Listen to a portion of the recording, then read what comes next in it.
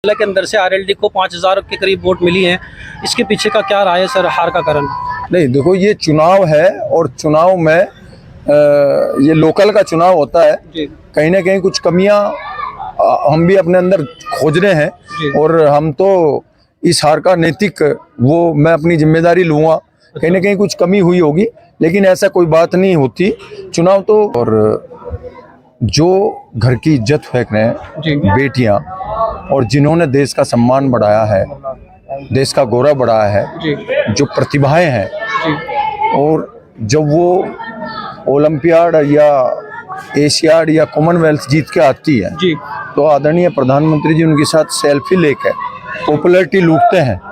लेकिन जब उनके साथ उत्पीड़न होता है, प्रधानमंत्री जी एक शब्द भी नहीं बोलते। ये हमारे कितने बड़े दुर्भाग्य की बात है कि इस लोकतांत्रिक देश में उन्हें धरने पे बैठना पड़ता है और धरने पे बैठने के बावजूद भी उनका केस दर्ज नहीं होता और हाई कोर्ट से, सुप्रीम कोर्ट से उनका केस दर्ज होता है।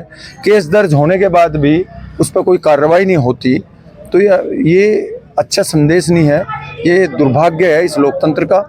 बस हेलो गाइस, मैं अकरम, कैमरामैन इरफान कुरैशी वाजिद के साथ में एक बार फिर से स्वागत करता हूं स्टार न्यूज़ इंडिया पे। मेरे साथ में प्रसन्न चौधरी जी हैं जो कि आरएलडी से विधायक हैं और मैं उनसे आज थोड़ी सी बात करने वाला हूं। मैंने एक प्रोग्राम की शुरुआत की थी जिसके पर्पस था, वो थोड़ा सा दर्शकों को बता दीजिए।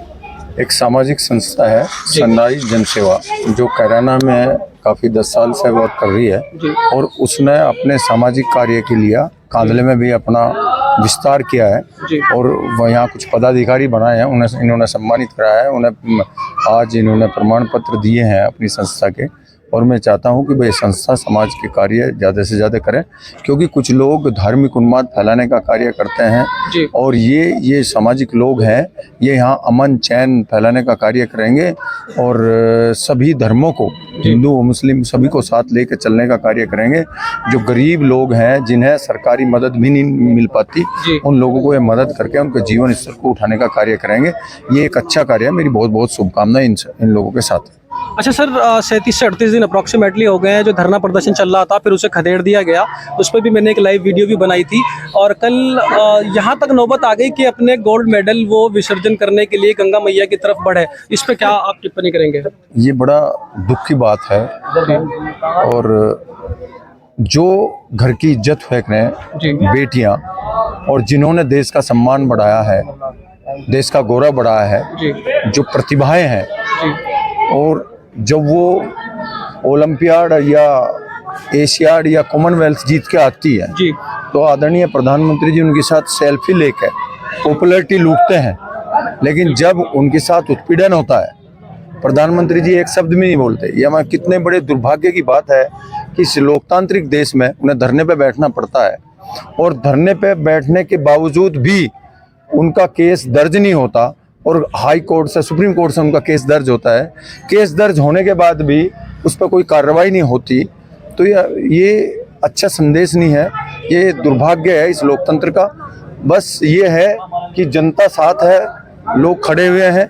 बड़े दुख की बात है कि वे दुखी होकर अपने दुखी मन से अपने मेडल को गंगा में विसर्जित करने के लिए जा रहे थे। कुछ सामाजिक लोग आए, कुछ सम्मानित लोग आए, उन्होंने रोका और समझाया और वो संघर्ष करेंगे। हम सब लोग इसमें उनके साथ हैं, हम भी संघर्ष करेंगे। 5 दिन का वादा किया है उनसे, संघर्ष करेंगे। देखो, संघर्ष ही सबसे बड़ी चीज है।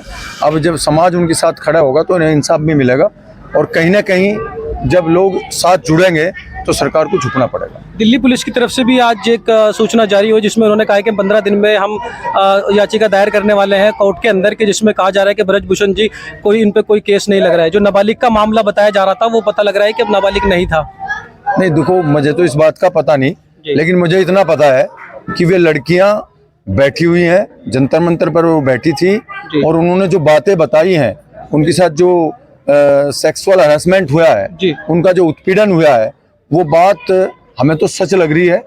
और यदि सरकार उसमें जांच करे और उस व्यक्ति को पद से विमुक्त करे तब वो जांच हो, क्योंकि यदि वो पद पर रहेगा तो कहीं ना कहीं जांच इफेक्टेड होगी और उसका भी नार्को टेस्ट हो और लड़कियों का भी नार्को टेस्ट हो, जो दूध का दूध पानी का पानी हो, तभी पता चलेगा कि ये कहानी क्या है। कई जिलों में उनकी अपनी एक बड़ी धाक है ब्रजभूषण सिंह जी की, शायद इस वजह से उन पर कोई कार्रवाई नहीं की जा रही हो। नहीं, देखो, इस बात का जनता तो कुछ नहीं मानती भाई। जो सरकार है भारतीय जनता पार्टी की सरकार है, वो भारतीय जनता पार्टी के सांसद वो झुकते होंगे। हमें तो इंसाफ चाहिए और हम विपक्ष में हैं, और विपक्ष में है तो जो पीड़ित लोग होंगे, पीड़ित व्यक्ति होंगे, जैसे पीड़ित लड़कियां हैं, हम तो उनके साथ दिल से मन से खड़े हुए हैं, ताकत से खड़े हुए हैं। और जहां भी जरूरत पड़ेगी ये जनता उनके साथ है, क्योंकि ये बेटियां घर की इज्जत होती हैं उन, और खिलाड़ी के कोई जाति और धर्म नहीं होता। कोई उन पर स्पेशल किसी जाति का होने का इल्जाम लगाते हैं, लेकिन खिलाड़ी के कोई जाति और धर्म नहीं होता। वो देश की सेवा में, जैसे फौजी देश की सेवा में लगते हैं, वो भी देश के लिए ही लड़ते हैं, देश के लिए ही खेलते हैं, देश के लिए ही कार्य करते हैं। सर अच्छा, बारिश भी हो रही है, ये थोड़ा सा अब आते हैं आखिरी क्वेश्चन पे। जो कांधला के अंदर आप मौजूद हैं और कांधला के अंदर से आरएलडी को 5000 के करीब वोट मिली है, इसके पीछे का क्या राय है सर, हार का कारण? नहीं देखो, ये चुनाव है और चुनाव में ये लोकल का चुनाव होता है, कहीं ना कहीं कुछ कमियां हम भी अपने अंदर खोज रहे हैं, और हम तो इस हार का नैतिक वो मैं अपनी जिम्मेदारी लूँगा। कहीं ना कहीं कुछ कमी हुई होगी, लेकिन ऐसा कोई बात नहीं होती। चुनाव में एक को हारना होता है, एक को जीतना होता है।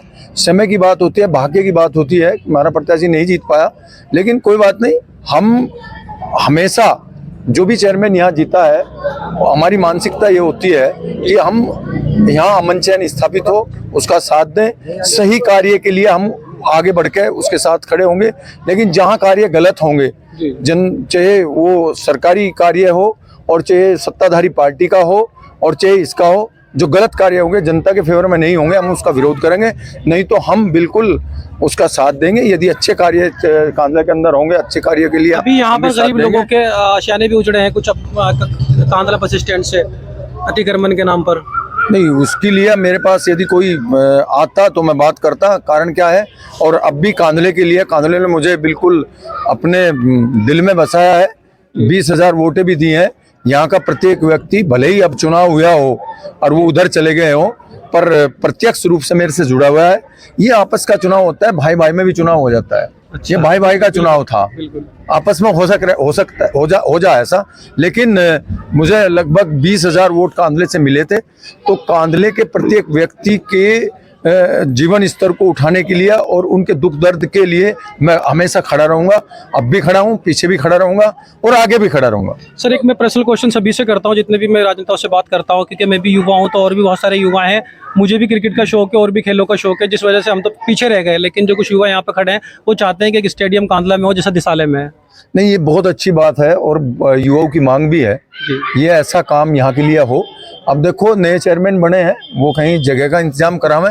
यदि जगह का कोई इंतजाम होगा तो मैं भी मदद करूंगा, और आदरणीय चौधरी जैन सिंह जी से भी हम कोशिश करेंगे, वो भी कुछ मदद करें तो हम मदद करेंगे। युवाओं के लिए होना चाहिए। मैं तो चाहता हूँ युवा खेलने से तो बहुत बड़ा कार्य होता है। दूसरे कम उसे नशे से, लड़ाई झगड़े से, उनसे बच के युवा खेल में लगता है तो आगे बढ़ता है। तो हम तो चाहते हैं ऐसा हो।